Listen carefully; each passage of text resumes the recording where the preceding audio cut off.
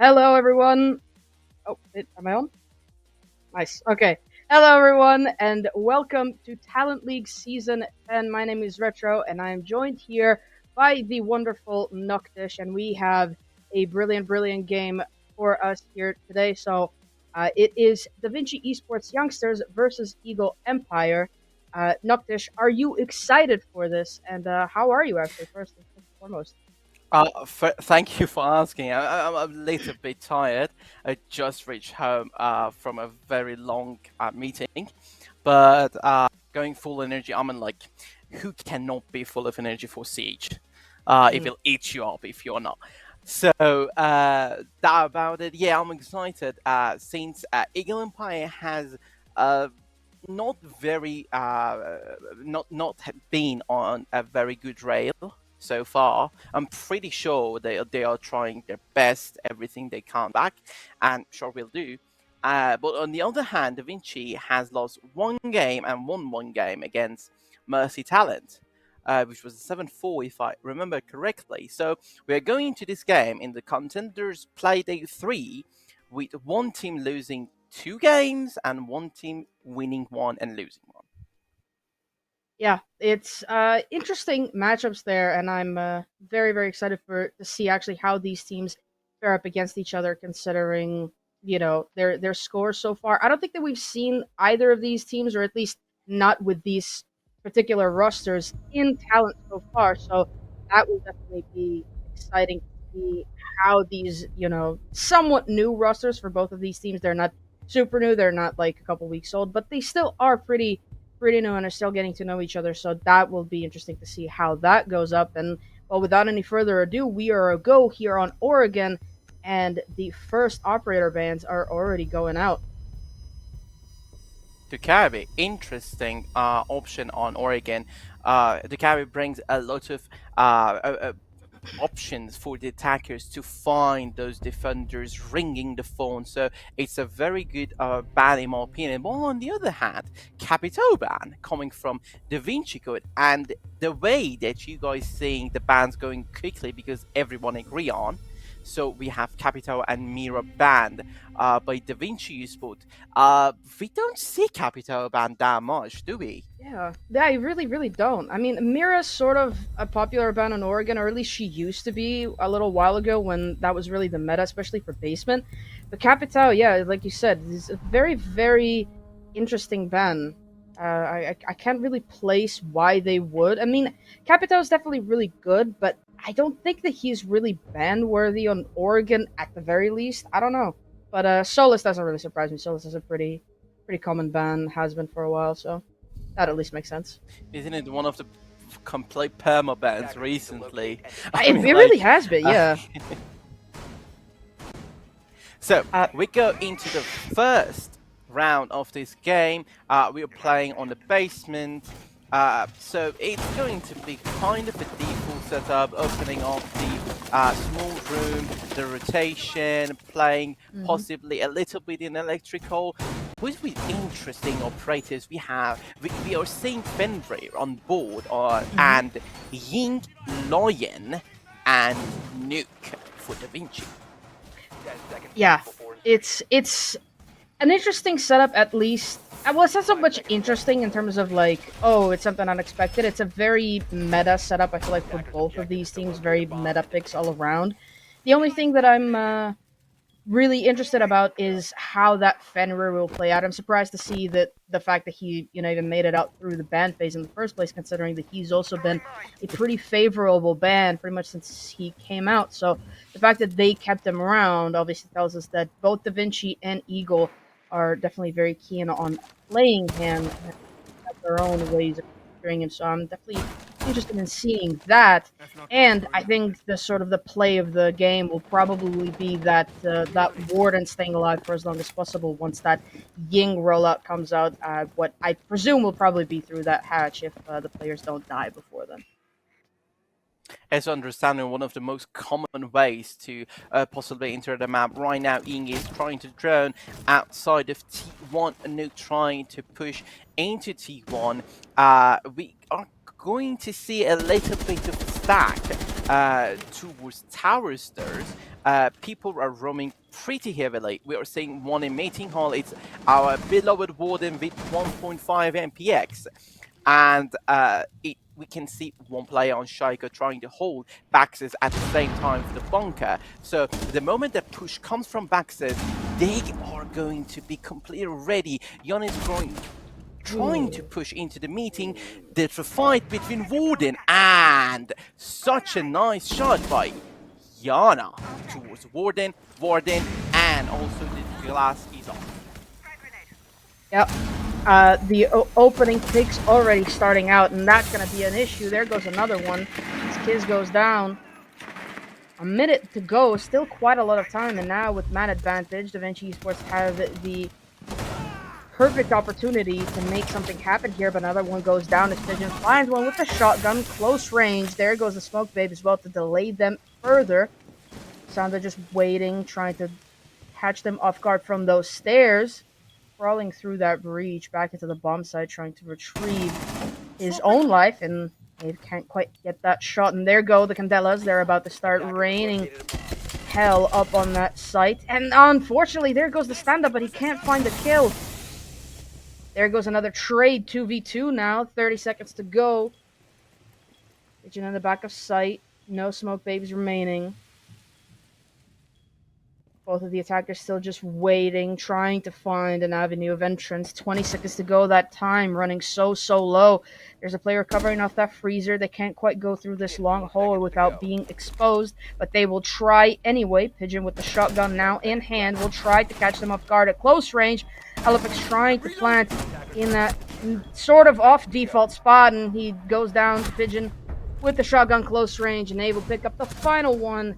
That MP7, 0-2 strong in the round. The first round will be going the way of Eagle Empire as they are able to hold on to that round and find themselves the first round. After it didn't look like it was going to be theirs, I have to say, Davinci were very good to find that man advantage very early on. I said it right at the beginning that the play of the game will probably be that Warden countering the Ying. Warden ended up being the first death, and then they managed to pull it off anyway without the Warden, which is definitely very commendable. But, you know, you don't really want to be giving away an operator that important that early on, even if you can later win without them. It's interesting for me when we are roaming heavily. We have seen Fendry, Warden off the side, playing in server and also playing in meeting. It gives like that they were planning to deny their very fast entry push, especially. I think they had a feeling they're going to be a kind of rush with that specific lineup. It was very possible, but as you said, it went into Eagle Empire very great positioning, especially on elbow kill by the smoke. It really changed around. Now round 2, we are seeing breachers, 2 breacher, main breacher lining up for Davinci. Janet is losing a little bit of HP, trying to kill the lobby cam, but unfortunately lost like 5 HP probably, or 10. We are seeing they are trying to enter into Master, very cautious about the possible run out, and we are seeing a Legion roaming slightly, being super sneaky, and that's the first kill from Yana onto the Fendry. Amazing operated and very important one out with the keys not able. And there goes another one to follow. Every which way, but in the end, it's Davinci Esports with the man advantage yet again.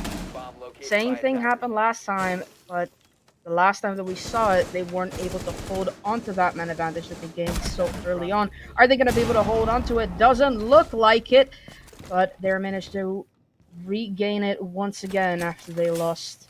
That was Alopex there, but they were able to find another kill, and now Graven, Ave, all alone. Graven at the back of the bomb site trying to make his way into the kids' room. Can't quite do it, so they're both stuck inside of Dorm's room. If they can make their way through attic, they could maybe even potentially go for a bit of a plant inside of kids, but And there goes Graven. I think he downed himself with his own C4 trying to make a rotate. And now Ave in what is effectively a 1 versus 3. Jave is holding that angle from inside of Attic. Relix is there to join as well, and I do believe they're going to be doing exactly what I said they probably should, which is try and push from Attic to go for the plant, but it won't matter. Stressy finds the final kill there onto Ave just as he was able to pick up another kill.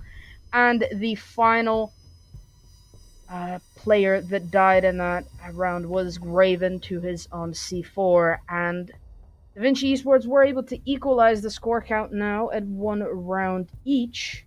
Although that round was a little bit messy. There was a lot of trades going out in both directions. For a moment, it didn't look like Davinci were going to be able to regain their composure once again. It looked very reminiscent of that first round. But they were able to find their footing once again, and they were able to find that round in the end, forcing Eagle Empire back upstairs.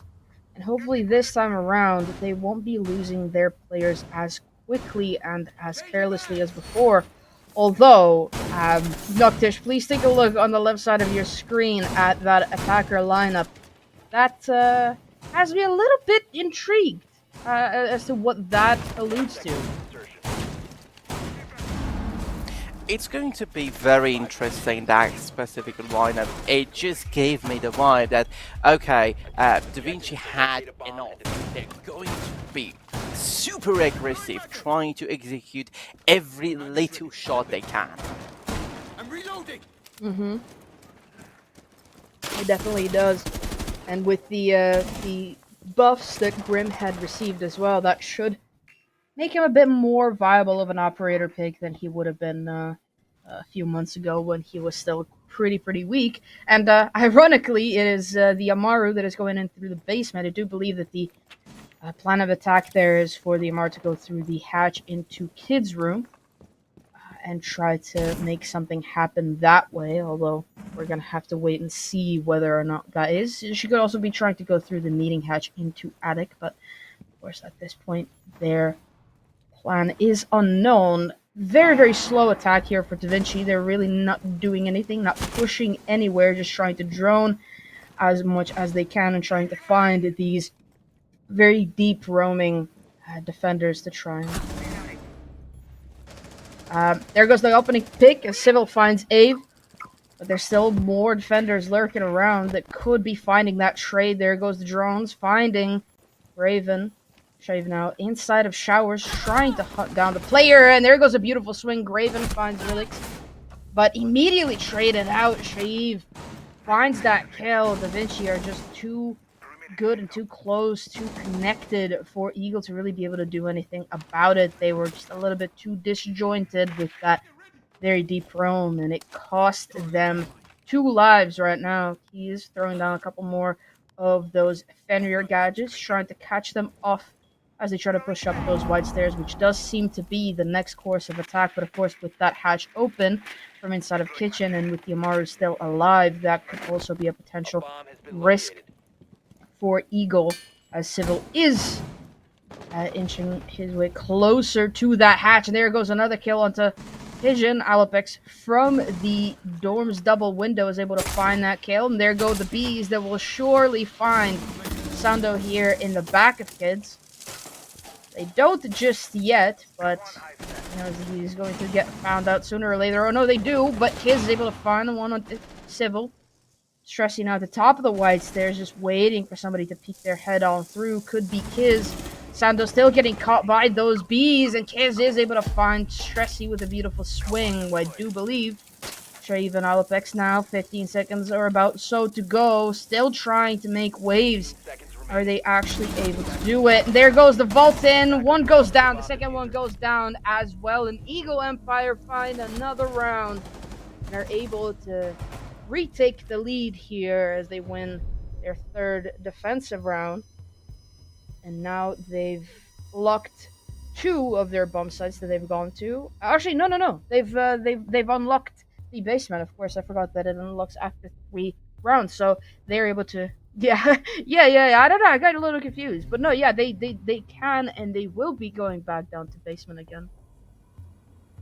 Attackers need to locate and defuse as many bombs Um, as they can. oh, I guess you guys couldn't hear that, but that was Noctish reminded me that it does happen after 3 rounds. So Noctish is back.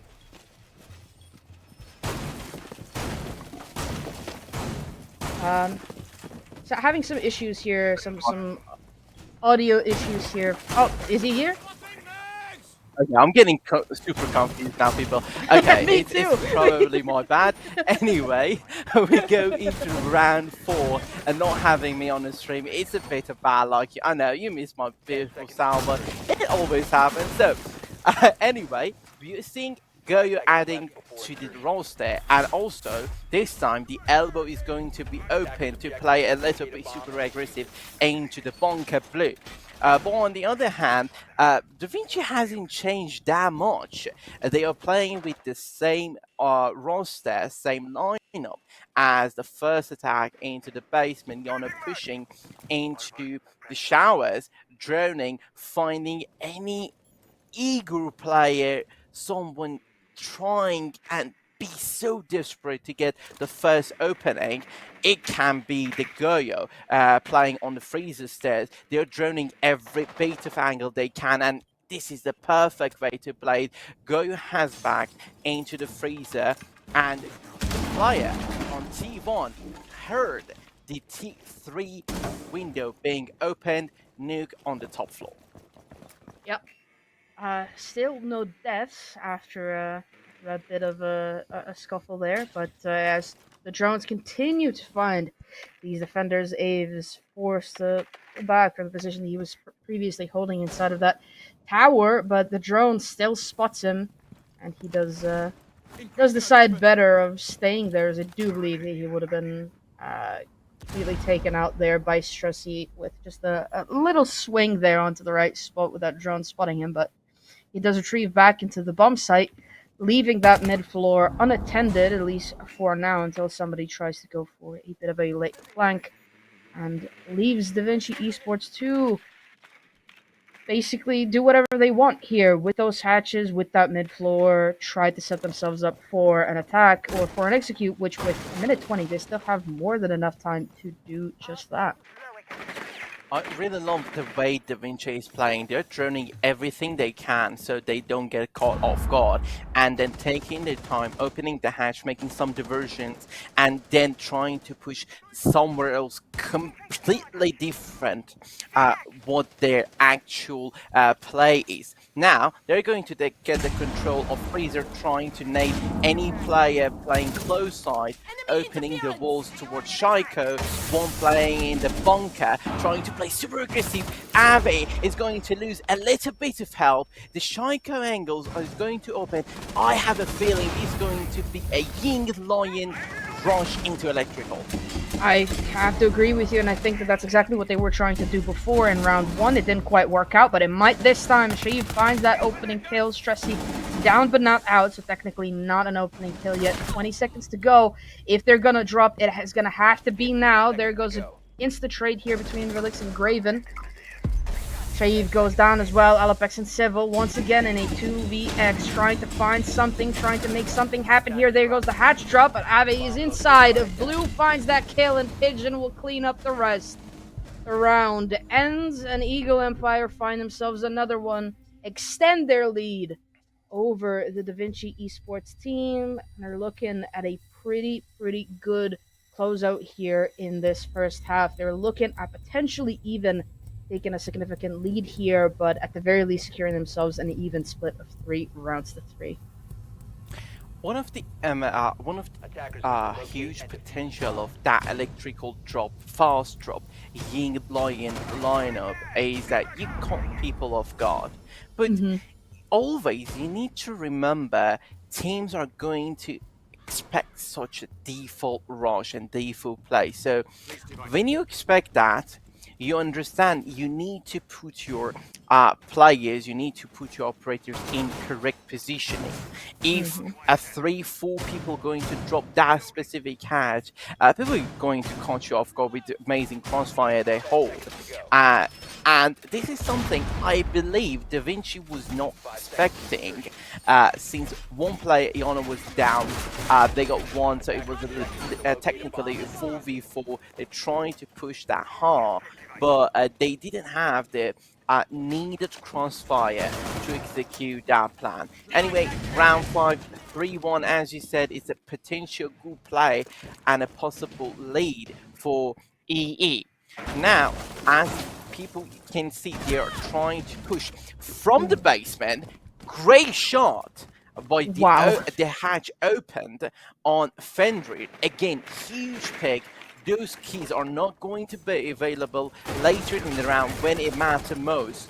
And controlling the tower gives the potential of a great ability to open this stage, having the control on the hatch, and then push for a possible plant.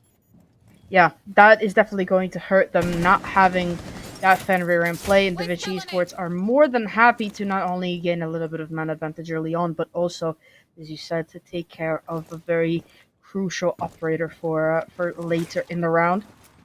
About a minute gone so far, and they're just setting themselves up, trying to open up the attic wall. There goes a grenade through the drone hole to get Graven off the scent from the wall so that he cannot bandit trick, but of course the grenade will miss and he remains largely unbothered still on that wall, just waiting for them to try and open it up so that he can bandit trick, which of course he could be pretty successful with, considering the fact that they've not brought a Thatcher or any other meaningful wall denial or wall anti-denial.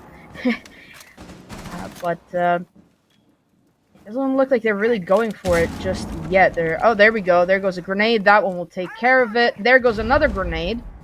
He's still largely fine, and he still has one more battery left in pocket, so he's going to be able to continue to contest against them. And well, now at this point, I'm starting to get a little bit worried for One Davinci. of the things that we really wanted is that since Nuke still was downstairs, she could nade up double hatch and possibly hurt a bandit a little bit more, but obviously it didn't happen. Still, Nuke playing 2 nade on the hand. Nade is used. Leona has 1 nade in the hand. They know there is one player on the stage trying to cut him off, but still he's playing the power position. 1 kill on the thermite, so there's not going to be any more opening. Now Bandit is completely isolated. The stage player are isolated. The kill on the Bandit coming. Now the stage one comes after, and one is down. This is complete mess. Osa is still down. Nuke is completely locked up. Oh my god! You don't have any chance of turning that. Wow, to your that favor. was. I could have said it better myself than when you said this is a complete mess. That was indeed a complete mess, and I was gonna say that you know, at that point it had gone down to just less than a minute, and they've still not got the wall opened up. They've still not gained any sort of map control whatsoever. They just had no plan realized. I don't know what their plan was sort of collectively. It's like, okay, the Nook will do this and these people will do that, and that. Nothing that they wanted to do was realized. The only thing they managed to do was get the opening pick onto the Fenrir, which we spoke about. We were like, oh, that's going to really hurt them, but then they just spent the remaining 3 minutes standing around, not really doing anything. Those grenades were flying, all of them were missing.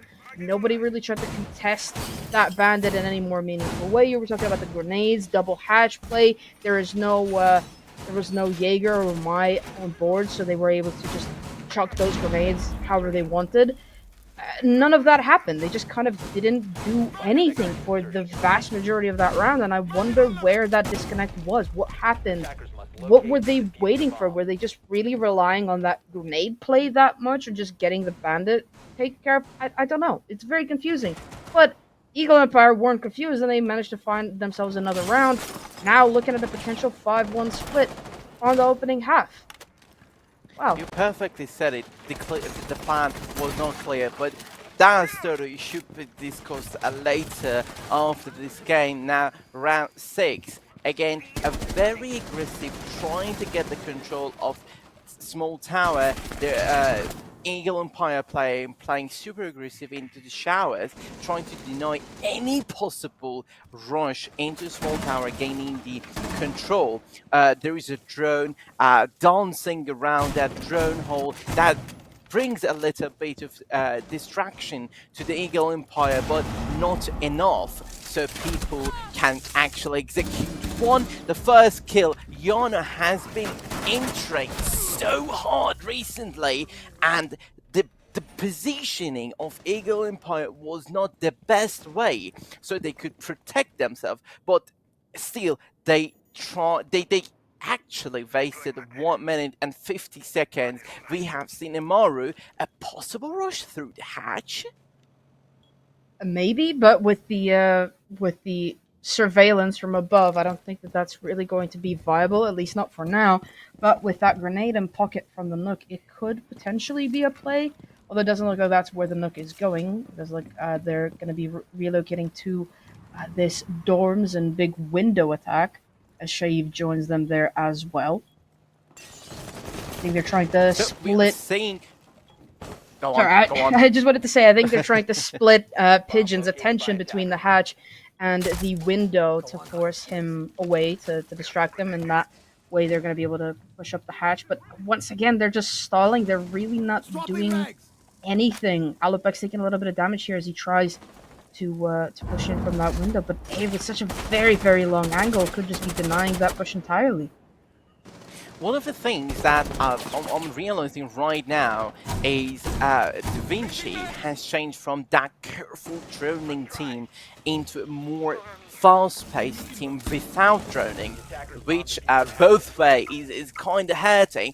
The first kill brings this after a couple of minutes, bring it down to 3 That's unlucky. 3 from the hatch. It's again a mess. Legion literally on 1 HP. One player, nice headshot from Nuke, from the white. It's 2v1. It's possible to close this round. Nuke is dead. Pigeon against the Lion. Lion has no option but to the plant. No C4 in the hand. Close shotgun range. And again, Eagle Empire closed the round in a very unexpected way. 2v1, 1v1, and then it's end. Yeah, it really is just the end. That was very unfortunate what happened with the Amaru. You know, they were like, okay, I've waited long enough, I'm going to go up the hatch. The second that the gadget is deployed and the animation has begun, the warden swings and there it goes. Very unlucky timing there, but I really cannot even blame the timing or the game too much because it really was just Davinci stalling for the vast majority of that round, and once again for the third, fourth round now of that half, them gaining a man advantage early on, and then being completely unable to capitalize off of that.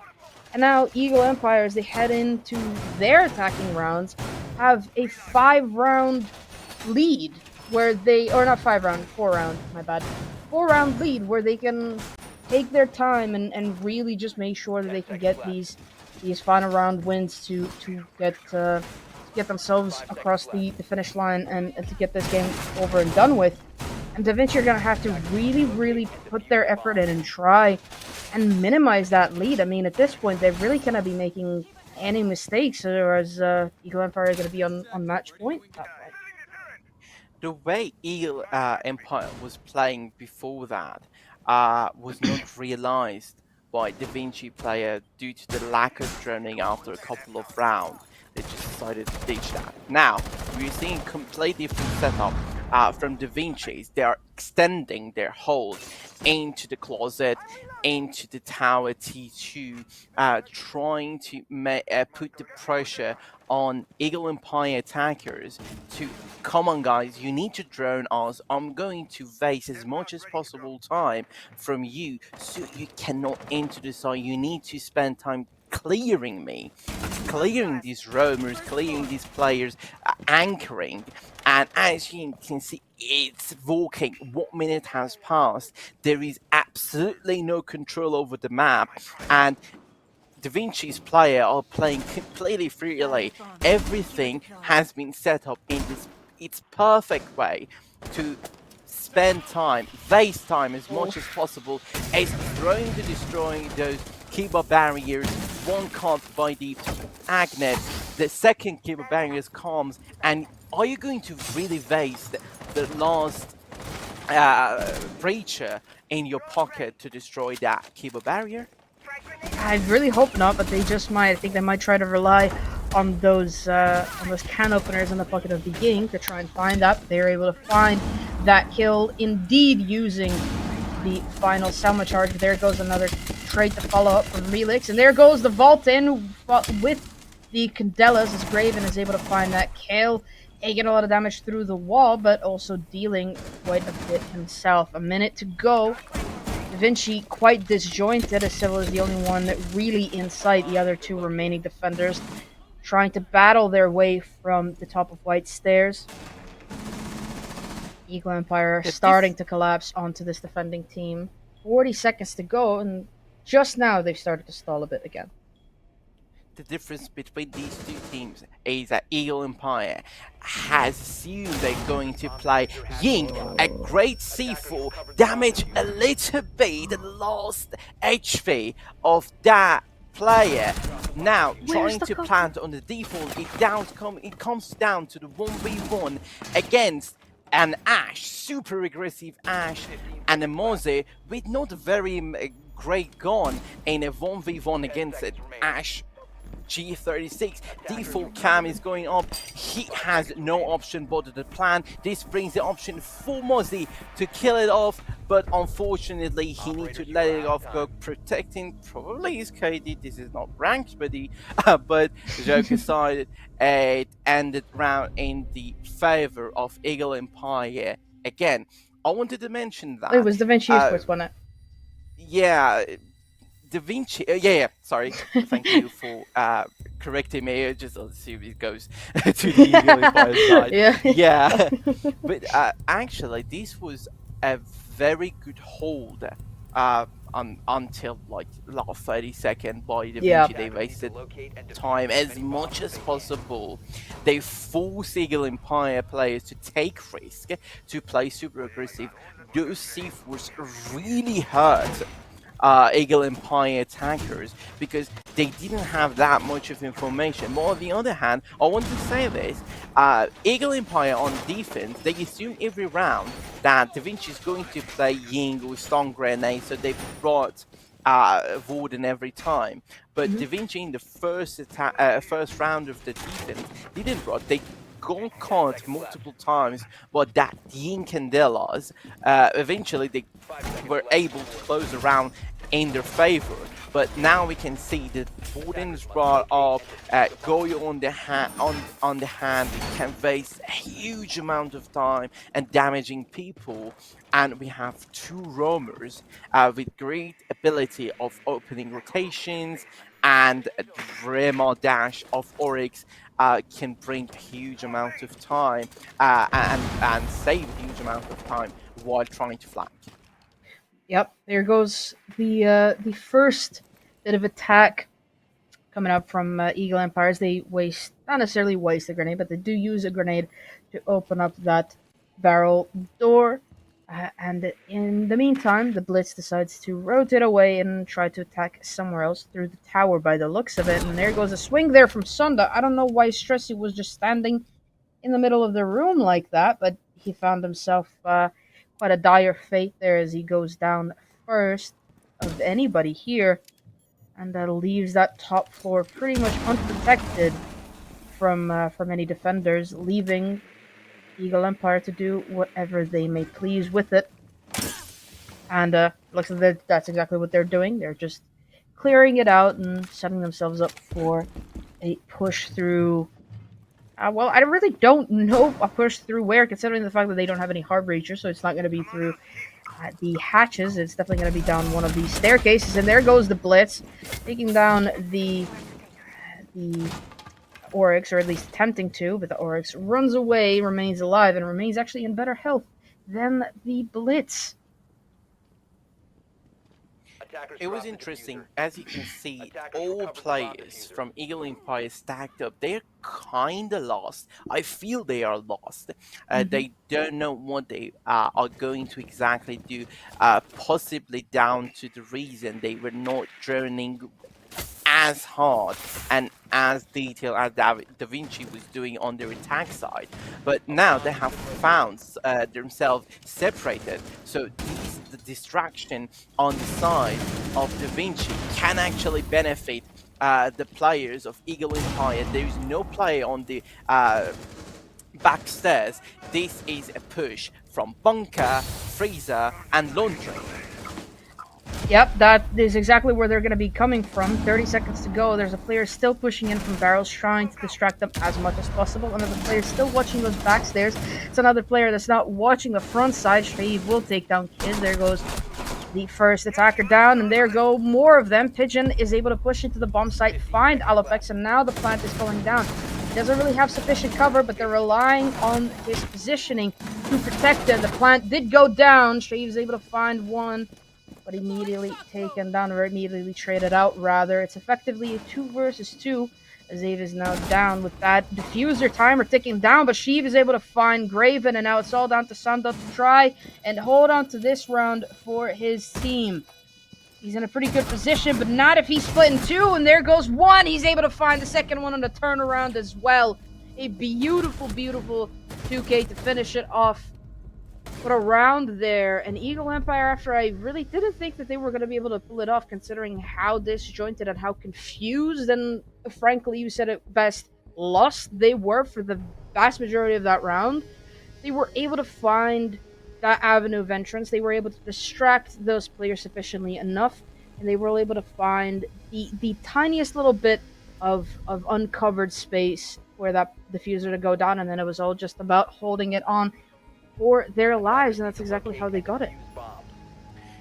Great 3K by Shay, but even greater from it was true Lion. I'm not sure real right now, but the 2K clutch on the diffuser. But something that we mentioned, although Eagle Empire find one more round and they are on the match point, their attack was not ideal, since if you're in a post-plant situation, in my opinion, you need to play completely safe, because you cannot completely predict that what those remaining players on defense can pull off. It's very likely they can play a complete ace clutch even out of their hands. So you need to play super careful, super sensitive to whatever other players can and potentially do in the remaining rounds. We've seen a little bit of aggressive play from those players on the side of Eagle Empire, but at the end it was a clutch, great play by those players.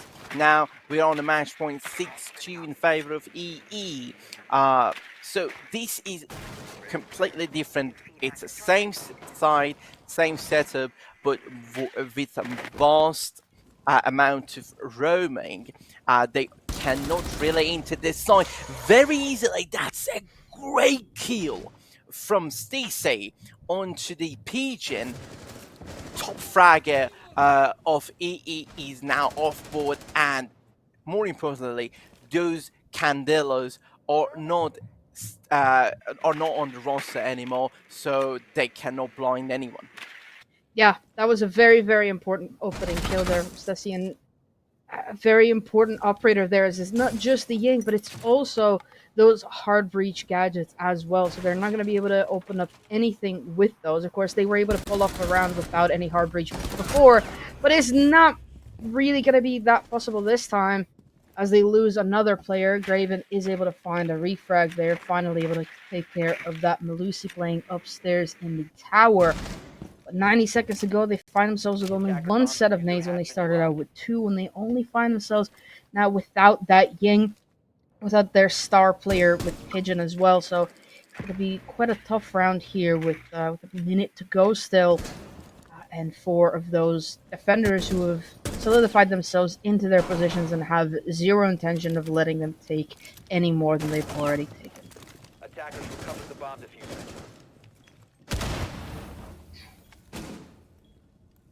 Sending us my drug. Swap in mags.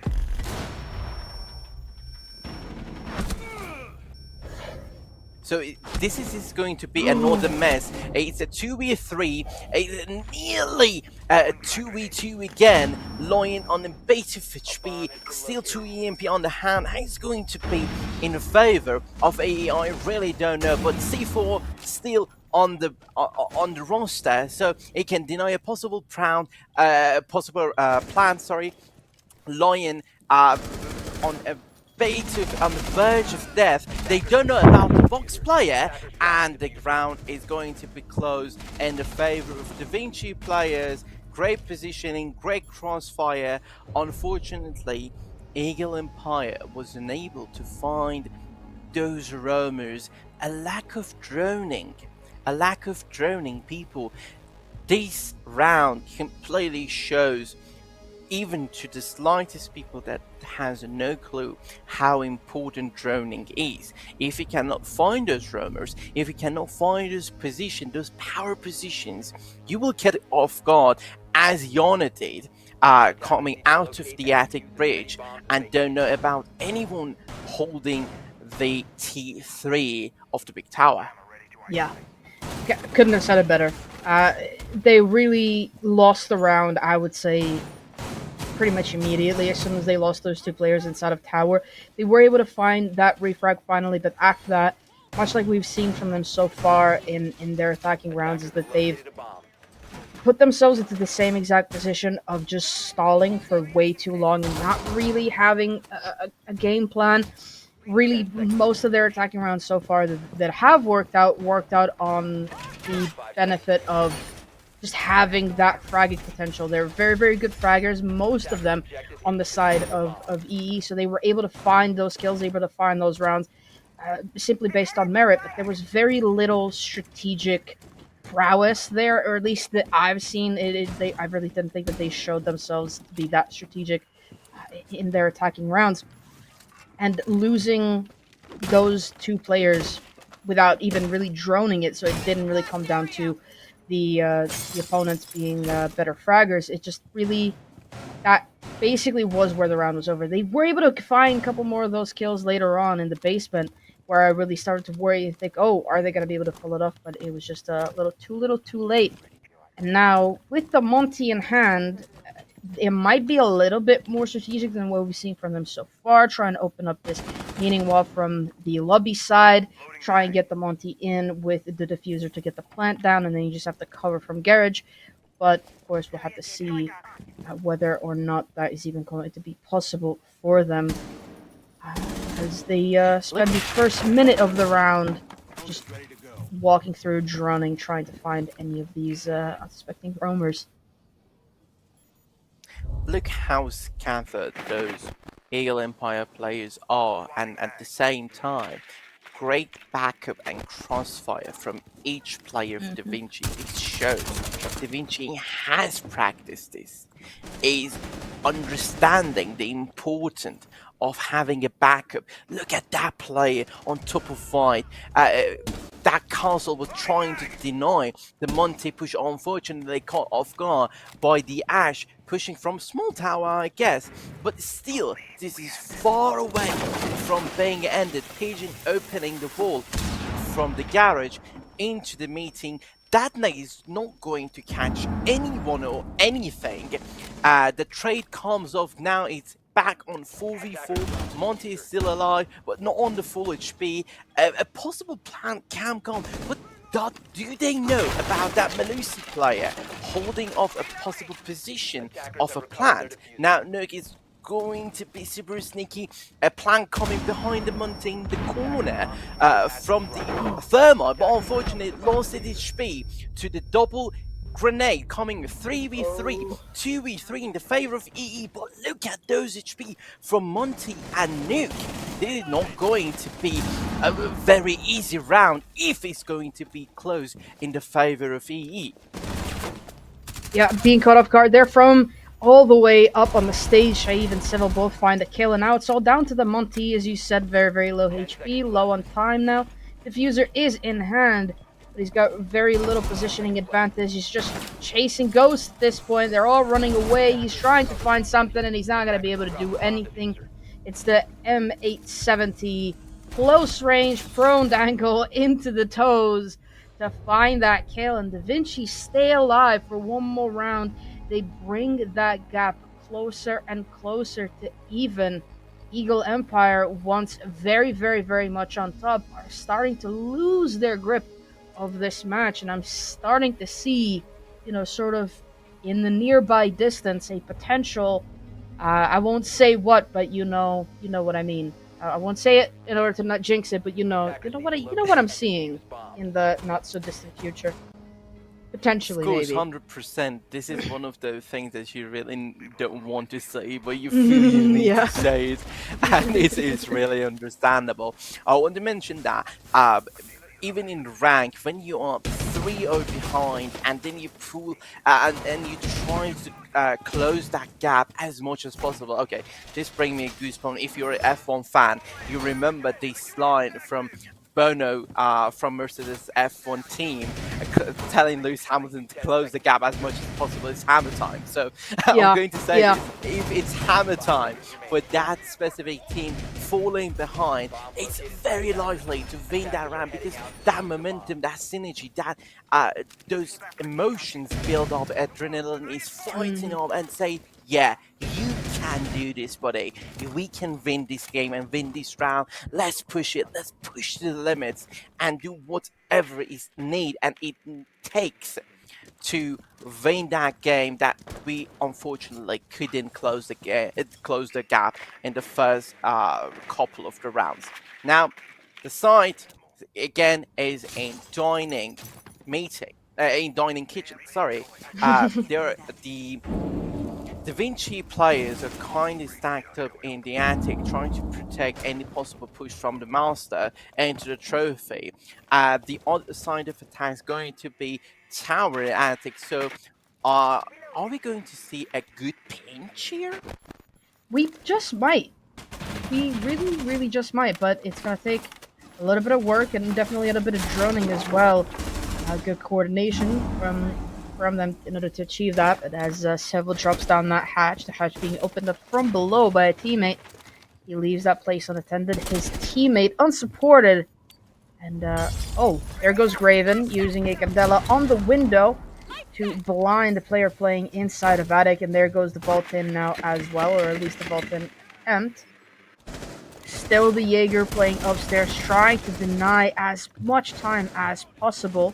He retrieves finally, but look at how much time they've wasted upstairs. They've wasted, 90 seconds and counting, because Eagle are still not really in a position to do any sort of execute. Civil rotating around to the lobby side could just be finding the Ash that is sitting inside of the classroom. Do they know about each other? Ave has no clue. He could just be getting caught off guard here. Shaiv will find Graven on the opposite end of the map. Alepex has given up looking down that cross angle with the Azami, but there goes the swing from the Ash. No, Civil turned around.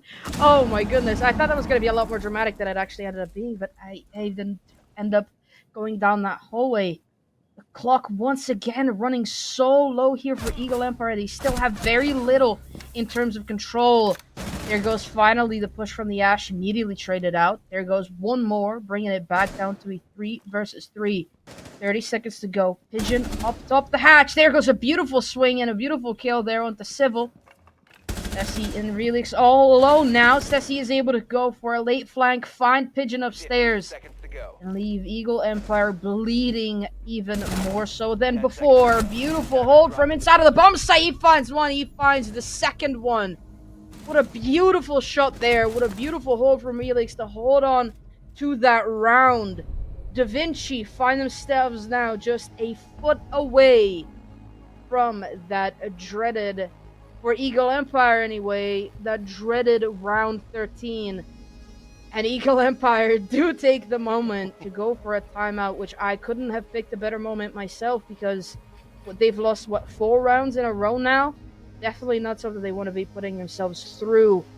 I definitely don't want to be giving Davinci any more of that momentum than they've already gathered. They want to, chip them in the bud and just get this over and done with before it gets too late. Exactly, beautifully said.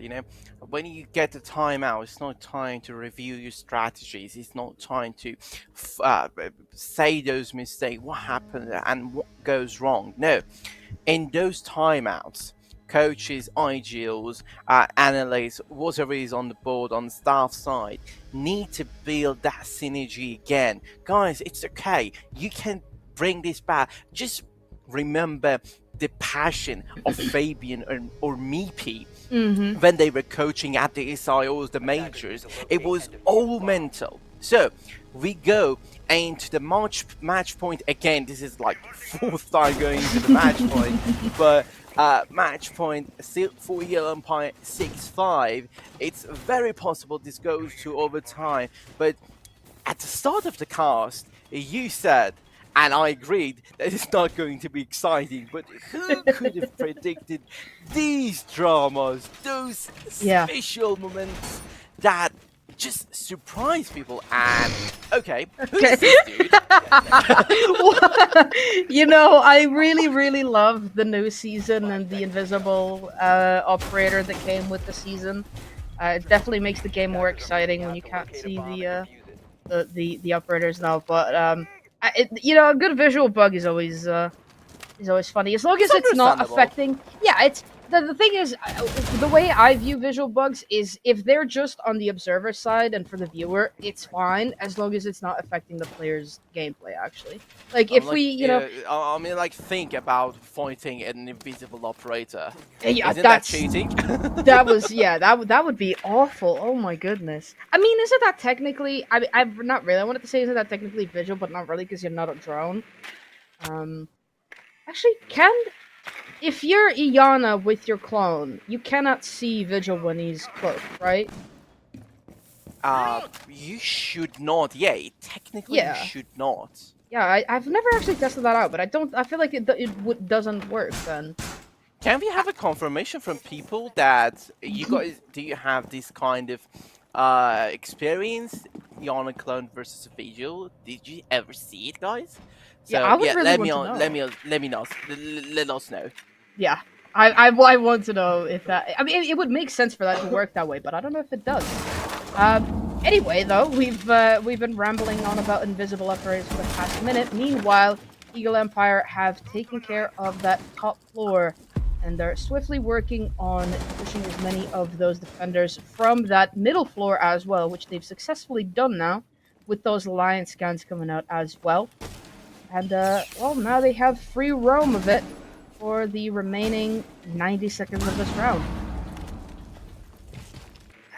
So, I'm saying something for a possible overtime, so I'll say it in time if it goes there.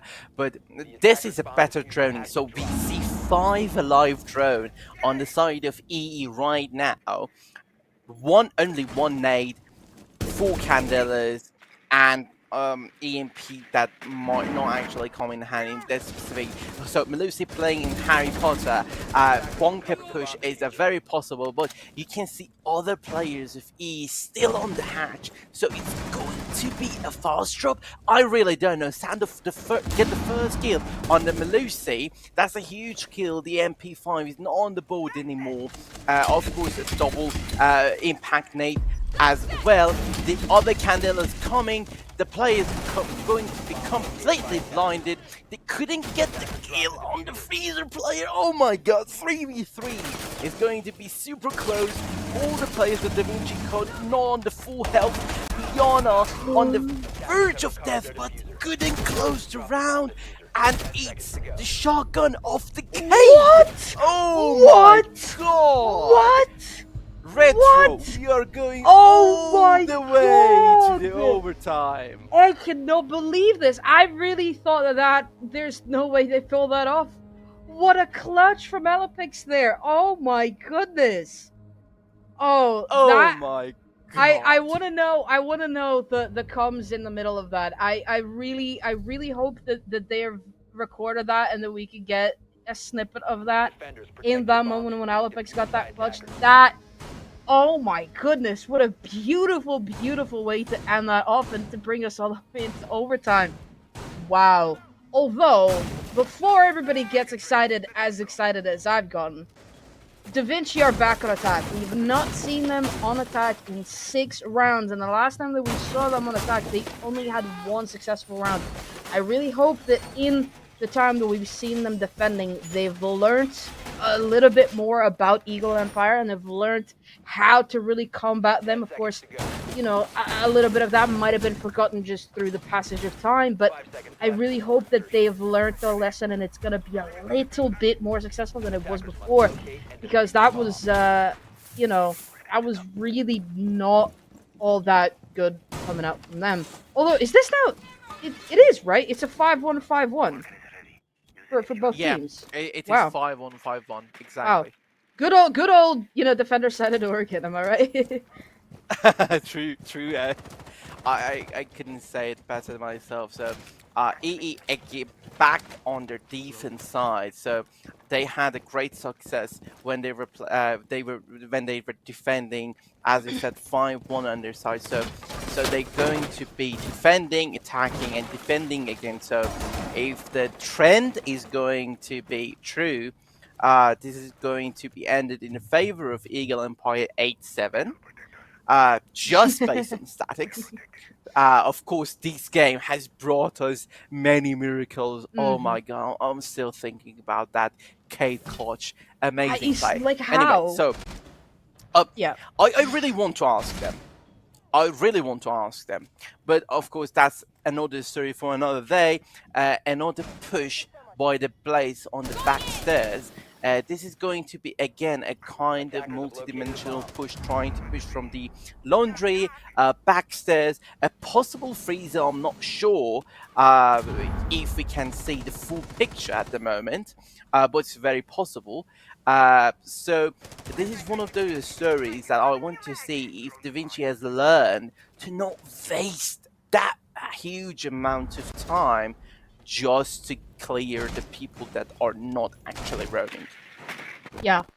I hope so too. I hope that they've been able to fix the issues that of course we've observed before, but I don't know. So far it looks like those drones are doing their due diligence and are finding these players. It's just about whether the guns can follow those drones and find those players as well. Here comes a grenade. Is he gonna be able to find a player? Oh my god! He's 1 HP! That is going to hurt when Davinci watch back the VOD, and for that reason alone, I hope that they don't. That is going to haunt some people. Graven is able to find that opening pick so very late into this round, is able to find the kill onto the Iana. Alapex and Shave find themselves at the bottom of the laundry stairs. Seville pushing in with the Blitz. There was a camera. I was wondering where he was shooting at there. Finds the camera there, finds a player as well, immediately traded out, however. Here comes Relix pushing down those back stairs. Trades coming out every which way. It's all down to Relix, and he cannot do anything. It's Eagle Empire to win it. The statistics so far remain true. Davinci back on defense, and now, you know, again, if we are to be listening to the statistics, we will be seeing round 15. And at that point, it's really down to a coin toss about whether Davinci are going to be able to win more than one round on attack, or if Eagle Empire just, or actually, to be fair, Eagle Empire could end it here as well by being the first team to win 2 attacking rounds in this entire matchup. But so far that is unknown, and Davinci are back on defense after not much of a break, and are going to be looking for that sweet, sweet round that brings them into round 15. They want to hold on to this one. They want to take it. Question is, can they? And I don't have the answer, to be honest. It's very likely this game hasn't surprised us at all. We have seen great plays, great high standards play, I would say. Uh, as I mentioned, sometimes say, okay, it's Oregon, usual gameplay, etc., blah blah blah. But this game has not failed us in the slightest. So it's possible that you can see more of these wonders, especially Eagle Empire attacking at the moment. 7-6, a small tower trying to get the control side a dining kitchen. So we have some holes opened up. We have one player on the small tower stairs. The first kill comes in the favor of Davinci. It was a jump from into the kids' dorms in the upstairs. Now they still don't know about that specific player. They do that. I don't know. I think they're oh they do, and Okay. they know about the ADSs there as well that are protecting him from these nades. They're about to start flying in, but I don't think he's going to survive that much longer. And I was correct. Shave goes down. There goes the Oryx, but Civil is not letting this area let go just yet. Has to retreat back into the showers. There goes a jump out. Does find the down, but cannot quite finish it off. Instead, he is not looking to get himself killed by jumping out again. Sunda will find Civil. They're just waiting for somebody to jump out again. Raven, not really keen on trying to pick his friend up just yet, because he doesn't want to risk losing two people. And, well, the man advantage is back in their hands, and now with that Zofia charge, they're going to try and open up that wall as well. Kiz now, with that Talonite shield in hand, is going to be placing it down, and Sanda behind him surely will be trying to get that plant down, at which point Davinci are going to have a hell of a job ahead of them to try and retake this as they try and hold on to this round for well, for their dear lives, really. Don't forget they still have two C4s. One C4 just used right now. So one more C4 is possible that they can close around. But 3v1. Okay, Eagle Fire, please take a deep breath. Try to play as much as passive as you can and protect your beloved diffuser like it's your own life. So Kate, is it going to be another one? But no, this time Graven closing the round finally in the favor of our team. Eagle Empire is the winner of this game. A very, very hard fought one. 8-7 as I predicted. So 8-6 actually. Nope. Yeah, true. Yeah, you did say 87. Yeah, but it was very enjoyable. Who can deny Indeed. this amazing high standard game? I really did not see this coming, to be completely honest. I thought that it was going to be a very clean closeout, especially once it got to that 5-1. I did not see Davinci managing that comeback at all the way into overtime. And, well, it really came down to just the first team that is able to win 2 rounds on attack, and it just so happened to be Eagle Esports, but it just as easily could have ended up being Davinci. So, I mean, as you said, very, very enjoyable game. Completely unexpected result. Although I guess if you really think about it, it's not that expected because at a point we really did think that it was going to be Eagle Empire. I just didn't expect it to go on for as long as it did. But nevertheless, congratulations to Eagle Empire. Commiserations to Davinci Esports, although they will have opportunities to still make up that one result, and they're going to have time to get more of those game wins and everything. The season has only just begun, and the night is young for us as well, Exactly. as we still have one game coming up in about an hour. But I do think that before we head off there, you're going to be doing a little bit of statistical analysis of this map. Is that right, Noctish? Yes, exactly. So, first, I hope I can have the confirmation that everything goes smoothly on my side, uh, as usually it happens with the technical issues. But anyway, so in that specific part, I'm going to talk about the basement push uh, of Eagle Empire. Sorry, on Davinci's, if I'm not mistaken. So in this specific scenarios, we have seen players playing into the bunker.